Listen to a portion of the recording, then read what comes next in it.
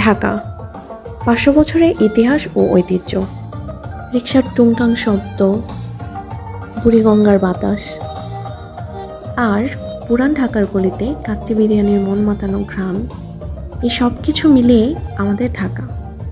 ঢাকা শুধু একটা শহর নয়, এটা একটা জ্যান্ত ইতিহাস। কিন্তু আমরা প্রতিদিন যে জ্যামের শহর ঢাকা দেখি, তার পেছনে যে ৫০০ বছরের পুরনো একটা রাজকীয় গল্প আছে, তা কি আমরা জানি? কিভাবে একটা সাধারণ গ্রাম থেকে ঢাকা আজকের এই মেগাসিটি হলো? চলুন আজকে আমরা ঘুরে আসি ঢাকার ইতিহাসের সেই সোনালি দিনগুলো থেকে। ঢাকার গল্প শুরু করতে হলে আমাদের ফিরে যেতে হবে ১৬০৮ সালে, যখন মুঘল সুবেদার ইসলাম খান চিশতি ঢাকাকে বাংলার রাজধানী ঘোষণা করেন। আর সম্রাট জাহাঙ্গীরের নাম অনুসারে এর নাম রাখা হয় জাহাঙ্গীরনগর।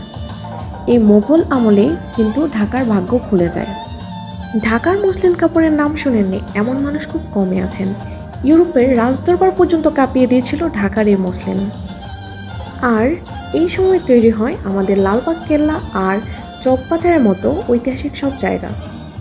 তারপর ১৯২১ সালে প্রতিষ্ঠিত হয় প্রাচ্যের অক্সফোর্ড খ্যাত ঢাকা বিশ্ববিদ্যালয়।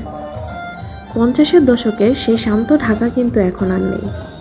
আজ ঢাকা মানেই বহুতল ভবন, ফ্লাইওভার আর চোখের পলকে ছুটে আসা মেট্রো রেল।